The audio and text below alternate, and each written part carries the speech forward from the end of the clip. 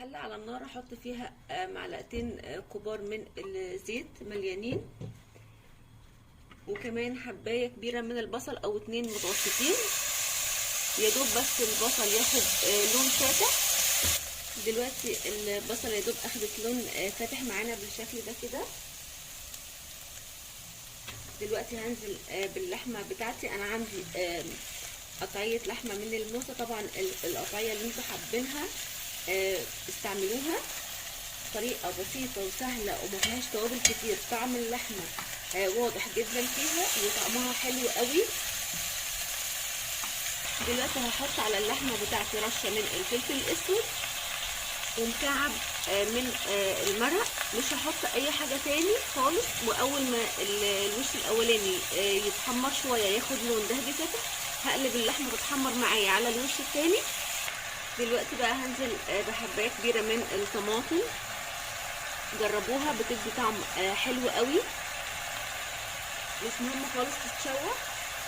دلوقتي بقى هنزل بكوبايه ميه، فانا هفضل ازود كوبايه ميه بكوبايه ميه لحد ما اللحمه تستوي معايا على نار هاديه. بسم الله. دلوقتي هغطي عليها واسيبها تستوي على نار هاديه خالص. طبعا ما انا ما حطيتش ملح، مش هحط الملح دلوقتي خالص. دلوقتي بقى اللحمه بقت جاهزه معانا، اخدت تقريبا ساعه سوا. دلوقتي بقى هرش شويه من الملح،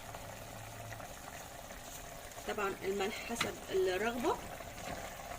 تقليبه بقى اخر 5 أو 10 دقايق. لما احط الملح هسيبها تغلي ال5 أو ال10 دقايق دول.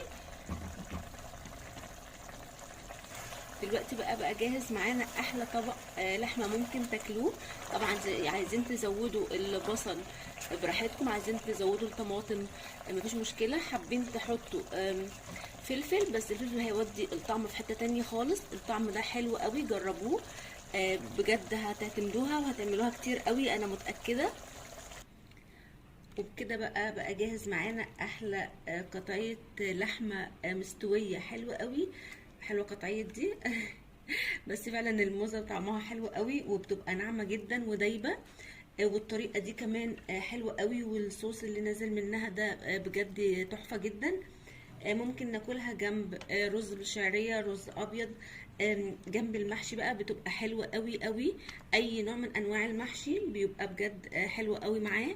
يا رب وصفه النهارده تكون عجبتكم، واللي يعجبه الوصفه ويجربها يا ريت يسيب لي رايه في الكومنت. والسلام عليكم ورحمه الله.